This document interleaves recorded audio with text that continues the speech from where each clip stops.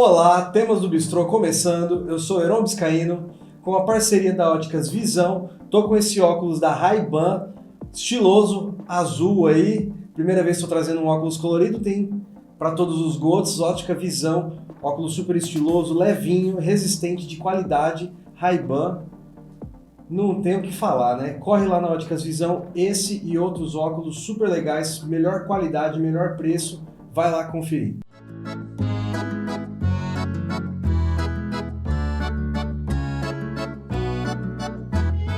O seu companheiro ou a sua companheira já chegou a reclamar que você ronca à noite? Que às vezes você até para de respirar? Será que você vive cansado durante o dia, mesmo tendo aparentemente uma boa noite de sono? Isso pode ser um distúrbio do sono, que é o que a gente vai falar aqui hoje, apneia do sono. A praticidade de saber onde está o que você deseja, ótimos preços e produtos com a qualidade que você procura. Você se sente em casa, um atendimento acolhedor. Mercado Bahia, o mercado que você confia. Então estamos aqui hoje com o Renato Alexandre Zanoli. Ele é especialista em prótese dental, periodontia, endodontia e implantes. E hoje a gente vai estar falando sobre a odontologia do sono. Boa noite, Heron. É uma satisfação podermos estar juntos nessa noite. Tenho certeza que vai ser um bate-papo muito produtivo. Eu estou vindo de um congresso há poucos dias em São Paulo, onde estiveram reunidos grandes nomes da medicina e da odontologia do sono. Participamos desse congresso, onde tivemos a presença da equipe do Laboratório do Sono do INCOR, ligado à USP, médicos na área da psiquiatria, da otorrinolaringologia, da pneumologia. Tivemos a participação dos dentistas, dos fonoaudiólogos, fisioterapeutas, educadores físicos. Então foi um evento que trouxe bastante informação.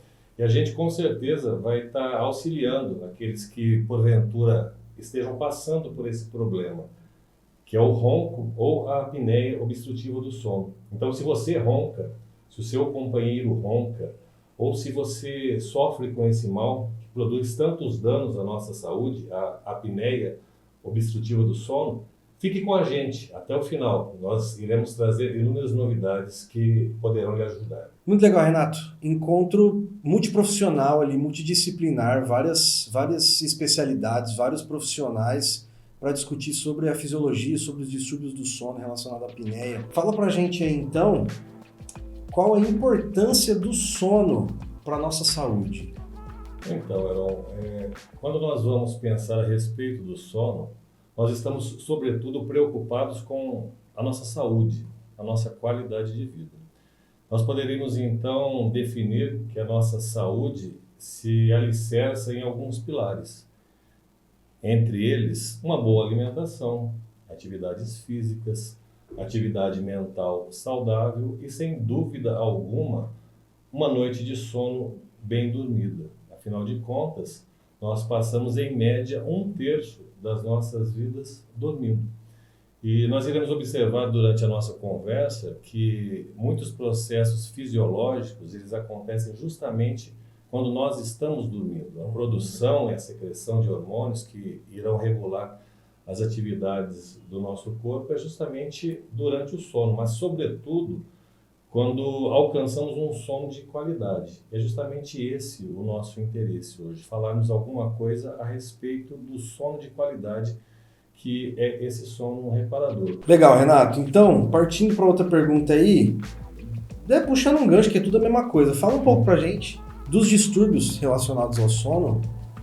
A ciência nos diz que hoje nós teríamos mais de 80 distúrbios relacionados ao sono. Nós hoje iremos nos ater a 2 principais, que diz bastante respeito à odontologia, que é o ronco e a apneia obstrutiva do sono. Então a gente vai começar a falar um pouquinho a respeito do ronco, né? O que é o ronco? O ronco nada mais é do que uma obstrução parcial das vias aéreas superiores. Então, quando existe uma dificuldade na passagem do ar, seja por uma questão morfológica, anatômica ou patológica, o ar tem dificuldade para vencer esses obstáculos. Seria mais ou menos como quando a gente pega um balão, uma bexiga, e vai esvaziá-lo de uma maneira convencional, você deixar o ar sair sem nenhum obstáculo, e de uma outra maneira quando você puxa a boquinha da bexiga e vai fazer o aquele barulho. Então o princípio é mais ou menos esse. Então ocorre uma vibração dos tecidos moles que nós temos na nossa boca, na parte da garganta, da faringe, né? Então toda essa vibração de palato mole, de úvula, de base de língua, causa esse ruído peculiar que é o ronco, né? E só quem convive com alguém que ronca é que sabe exatamente o problema que é isso. Eu não sei se você sabia, mas é a terceira maior causa de divórcios no nosso país. Rapaz, sério? Terceira causa. Impressionante quando eu vi esse estudo. Não, é porque grande. Assim, tem ronco e tem trator também, né? Vamos combinar. Porque tem gente que ronca, mas é um ronquinho ali tranquilo, suave. Mas tem uns trator também, que, pelo amor de Deus. Mas terceira causa de divórcio. Terceira causa de divórcio. Então é algo assim assustador, né? Então, como nós podemos ver nessa imagem, numa situação normal, nós temos a passagem do ar de uma maneira desimpedida. Então, algumas situações, então, podem nos induzir ao ronco. Uma delas é justamente o excesso de peso. Como base aí de tantas doenças, aqui também vai ser um fator importantíssimo. Um dos lugares que acumula gordura, quando nós engordamos, é justamente a base da língua. E isso provoca um estreitamento na passagem por onde o ar deve atravessar. E a língua, muita gente não sabe, mas a gente vê a língua até certo ponto, só que a língua ela vai lá para baixo. Até lá embaixo. A gente não sei se alguém já viu uma língua de boi, a bicha é desse tamanho, a nossa não vai ser desse tamanho, mas é grande, muito maior do que a gente consegue ver, né? Então, quando o Renato está falando que acumula gordura na base da língua, é onde a gente não consegue ver, né? Isso daí, então, vai contribuir para esses eventos, né? Mas um fator que é interessante é que eu mesmo até então eu não tinha conhecimento que o ronco em si, mesmo que não exista a apneia, ele pode induzir a outros problemas. Então, existem estudos que mostram que as pessoas que roncam, mesmo sem apneia, têm um estreitamento da luz das carótidas. E isso, então, pode provocar problemas cardiovasculares com o passar do tempo. O simples roncar. Existe também um dado bastante interessante que a respeito do sexo, né? Quem ronca mais? É o homem ou a mulher? Você chuta? O homem. O homem. Mas o homem até uma certa idade. Até os 50 anos, o homem ronca mais. A partir dos 50 anos, ocorre praticamente uma equiparação e a partir dos 60 anos existe uma tendência que a mulher venha a roncar mais. Sobretudo por questões hormonais, a menopausa, modificações corporais que favorecem esse aparecimento maior do ronco. Tem um outro dado também bastante interessante, né? Eu falei a respeito da bebida. 12 copos de cerveja, então equivaleria a uma noite de sono mal dormido ou a privação de sono durante 24 horas. Quando a gente ingere bebida alcoólica, o álcool ele provoca um relaxamento da musculatura. E se você ronca ao ingerir uma cervejinha ou qualquer outro tipo de bebida, naquela noite você vai roncar mais. Então, assim, é muito importante nós ficarmos atentos. Isso eu já percebi. Já percebeu, na verdade, a minha esposa a Débora percebeu. Mas é outro negócio bastante interessante, porque tem muitas pessoas que roncam e elas dizem que não roncam. E a gente, ao final, vai apresentar um aparelho que nos possibilita o diagnóstico e, inclusive, gravar o ronco para mostrar para o roncador que ele realmente ronca. Então é muito legal isso tudo aí, né? Então outro distúrbio do sono que nós vamos falar um pouquinho é justamente a respeito da síndrome da apneia obstrutiva do sono. Se no ronco eu tinha uma passagem dificultada do ar pelas vias aéreas, na apneia ocorre uma obliteração completa, tal qual nós podemos observar nessa figura. E é caracterizada a apneia por uma interrupção de pelo menos 10 segundos do fluxo respiratório. Então, a pessoa que está ao lado do apneico, normalmente ela relata, olha, dá a impressão que você parou de respirar. E na realidade não é que dá a impressão, a pessoa realmente parou de respirar. Então, o mecanismo da apneia é mais ou menos esse, né? A partir do momento que você adormece, começa a entrar num estágio de sono mais profundo, ocorre relaxamento muscular. Esse relaxamento provoca a obliteração das vias aéreas. O cérebro, então, ele percebe, opa, está faltando oxigênio. Ele tenta compensar isso de alguma maneira.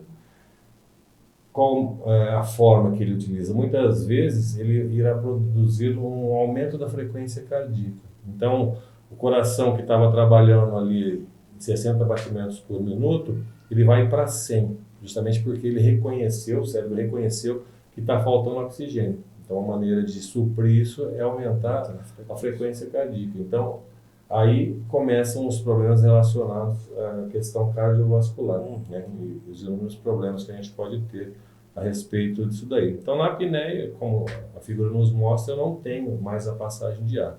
Eu paro de respirar durante pelo menos 10 segundos, mas tem pacientes que às vezes ficam 30, 40, 50 segundos sem respirar. Eu acordado não consigo ficar esse tanto, quase. Então, muitas vezes a pessoa ela acorda com a sensação de falta de ar, de engasgo, achando até que vai morrer, porque algumas pessoas dizem, né? Então, existem alguns fatores então, que são predisponentes. Como é que eu posso pensar na apneia e em ajudar as pessoas?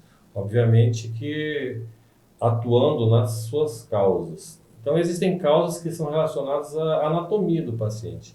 Então, aí entra muito essa questão multidisciplinar. Por exemplo, se o paciente tiver um desvio de septo, um pólipo nasal, eu preciso do auxílio do otorrino. E muitas vezes vai ser necessário uma cirurgia, remover esse pólipo, corrigir esse septo.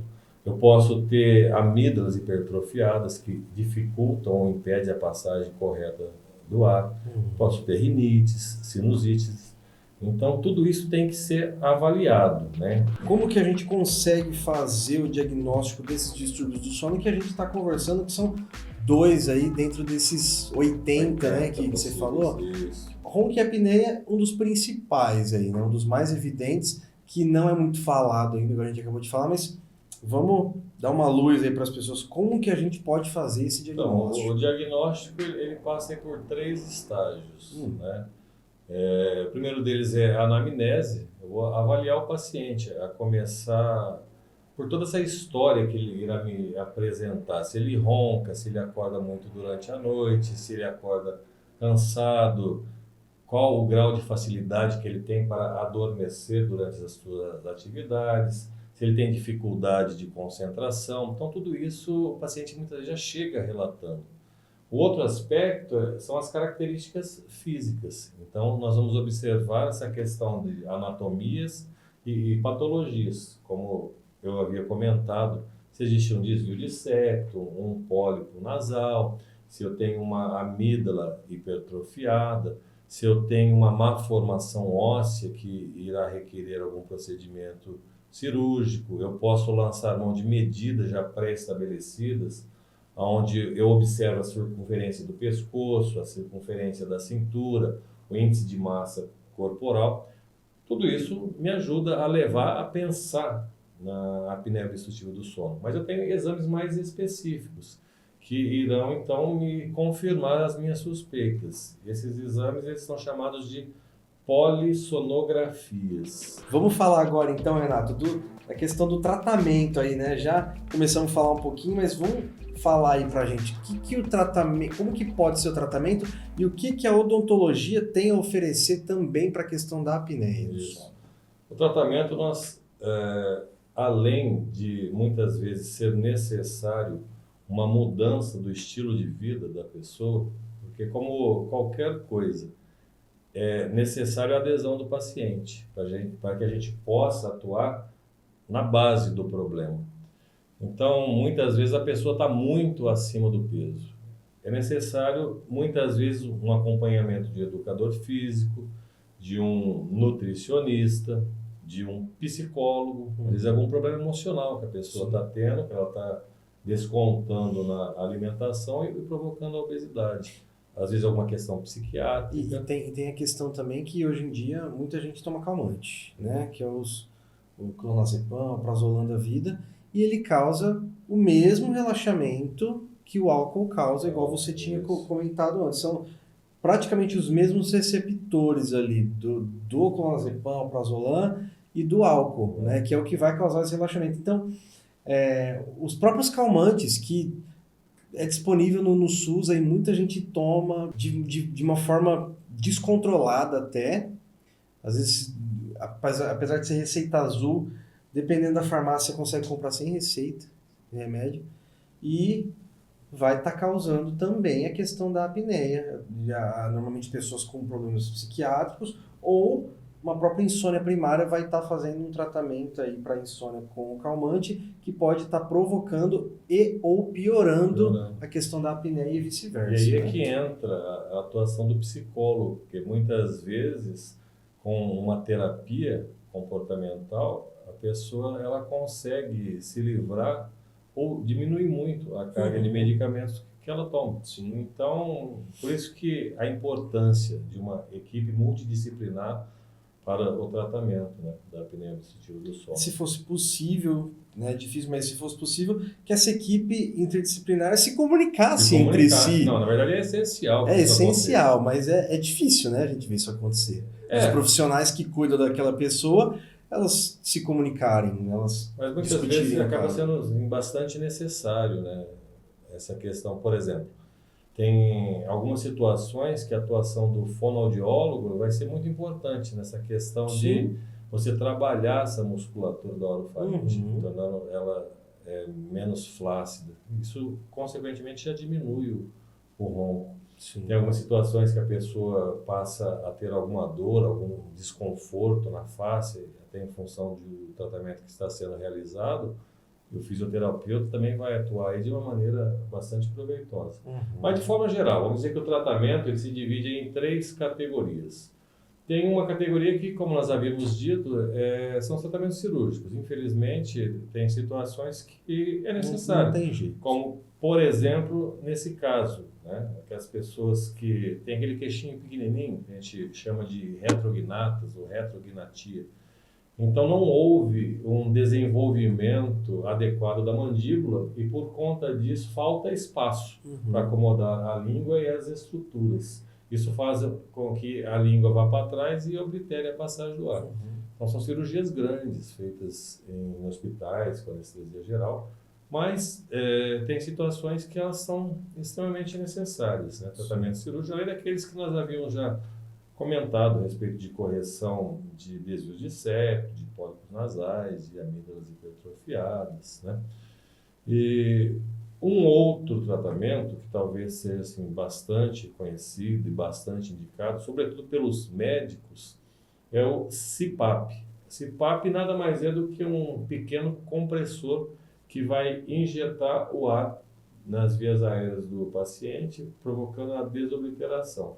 Com pressão, muita pressão, e que na maioria das vezes as pessoas não aguentam fazer, igual eu tinha falado do paciente lá, não aguenta fazer porque é um tanto desconfortável. Muito desconfortável, né? Isso daqui existem estudos que nos mostram que apenas 30% dos pacientes que necessitariam utilizar o CPAP aderem ao tratamento. Eu acho muito, hein? Justamente pelo desconforto. A gente pegar essa imagem, uma máscara que fica conectada, na verdade existem vários modelos, né? Tem modelos que fica só no nariz, ou que pega o nariz e a boca, mas assim, é uma máscara conectada a um compressor que fica de um tubo. Então tem muitos pacientes que falam, parece que eu estou entubado, então eu não quero usar isso. E não é só isso, vai estar jogando ar com pressão, né? Imagina alguém assoprando o nariz e a boca ao mesmo tempo, assim. dependendo da pressão necessária, é ainda mais desconfortável. Sim. Além da questão de você não conseguir, muitas vezes, se virar durante a noite, você tem um incômodo daquela máscara, que muitas vezes pode provocar uma lesão, inclusive na pele. Então, infelizmente, só 30% das pessoas elas conseguem utilizar esse tipo de aparelho. E a grande contribuição da odontologia é justamente isso daqui, os aparelhos intraorais. Então, a gente troca aquele equipamento que tem uma grande máscara que pega na face, que está conectada através de um tubo a um compressor, por uma plaquinha, né? A gente chama de aparelhos intraorais. Lembra um pouco aquelas placas clássicas que nós utilizamos para o bruxismo. E aqui vale um adendo. Que é outro transtorno de sono, né? Outro transtorno de sono, mas aqui vale um adendo. Foi observado que pessoas que possuem bruxismo e apneia do sono, ao utilizarem aquelas placas para bruxismo convencionais, que a gente normalmente fazia, ocorre um aumento da apneia obstrutiva do sono. Eu achei que você ia falar o contrário, que acabava tratando sem querer a apneia. Não, é justamente o contrário. Justamente o contrário. Então, hoje é obrigatório na nossa rotina clínica verificar a questão da apneia e do bruxismo. Não se faz mais uma placa para bruxismo sem se verificar se o paciente é apneico. O contrário é válido também? Não, se fizer um aparelho intraoral aí para apneia, resolve as duas coisas. Aí resolve as duas coisas. Aí é o coringa, então. É o coringa. Então, é necessário fazer esse diagnóstico. Né? Então, aqui tem alguns modelos dos aparelhos que nós utilizamos, mas basicamente a ideia é essa. É um aparelho que vai se encaixar na arcada superior e na arcada inferior. Esse aparelho ele projeta a mandíbula para frente. Qual que é a ideia? Abrir a via aérea. Então a gente consegue modular. A gente começa numa protrusão pequena e a depender da melhora ou não do quadro, eu posso ir ajustando esse aparelho. Você consegue ir tracionando ele. Isso, você vai tracionando até um limite fisiológico que possivelmente você vai encontrar ali a melhora do quadro do paciente. Então, aqui a gente tem alguns modelos, né, dos aparelhos utilizados, e eu trouxe aqui algumas referências bibliográficas para nos mostrar que o quê? É um tratamento já consolidado pela ciência, que já é realizado há vários anos, que realmente pode trazer um grande benefício. Sobretudo para aqueles pacientes que não conseguem utilizar o CPAP, porque a gente, no diagnóstico, a gente classifica em apneia leve, moderada e grave. Nos casos leve e moderados, os aparelhos intraorais são excelentes. Nos casos severos, o mais indicado seria o CPAP, mas o que acontece? Aquilo que nós acabamos de comentar. Não vai ter adesão. 30% só dos pacientes. Então, entre não usar nada e usar um aparelho intraoral, obviamente que utilizar um aparelho intraoral ainda acaba sendo vantajoso. E tem um outro negócio legal também. Quando a apneia é severa, o paciente precisa do CPAP, ele até consegue usar o CPAP, mas a pressão o incomoda, porque a depender da severidade, ele tem que ser ajustado numa pressão maior.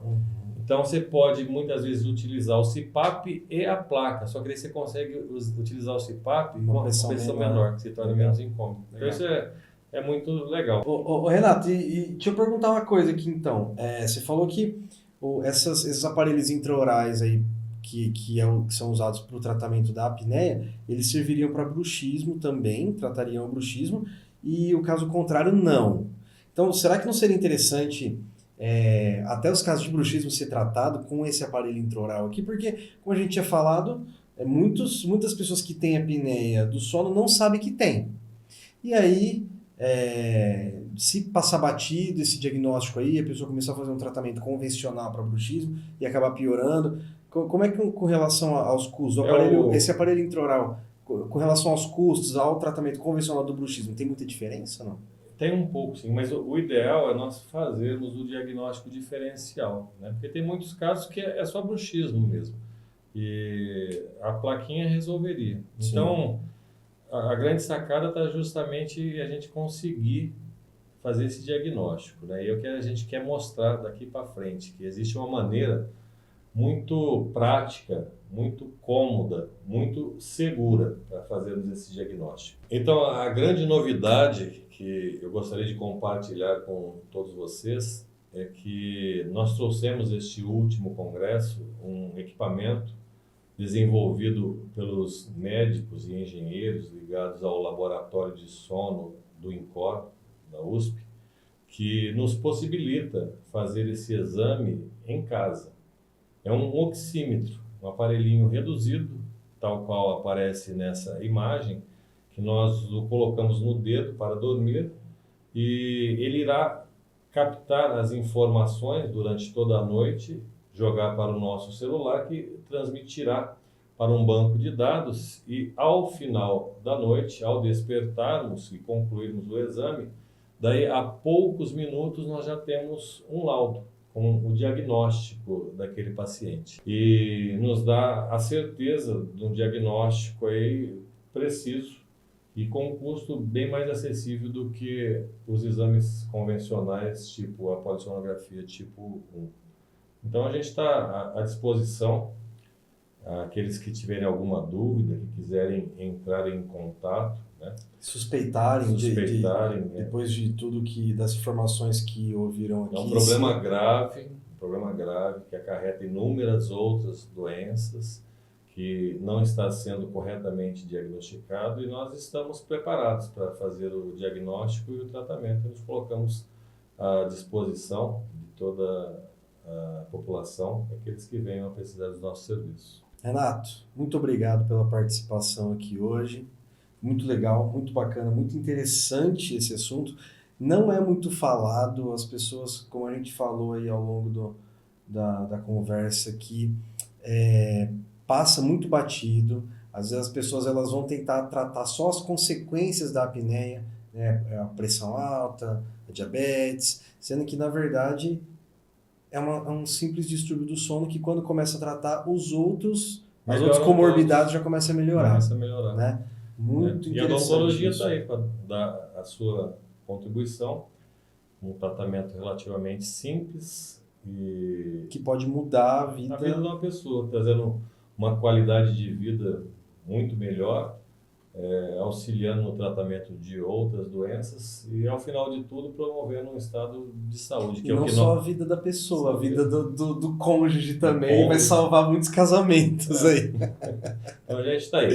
Quem tiver alguma dúvida, quiser entrar em contato nas nossas redes sociais, é Zanoli Odontologia Especializada, tanto no Facebook como no Instagram. Então eu agradeço ao convite, a oportunidade de nós termos batido esse papo, acho que foi bastante legal e que você continue com esse trabalho que com certeza beneficia toda a comunidade, não só local, mas de todos aqueles que venham a estar em contato com essas informações. E vai ter outros assuntos para a gente falar mais para frente, né? Com certeza, tem outros assuntos que a gente pode bater papo. O cara é especialista em pouquinhas áreas aí, viu? O quê? 4, 5 não? 4 áreas. Especialista em 4 áreas.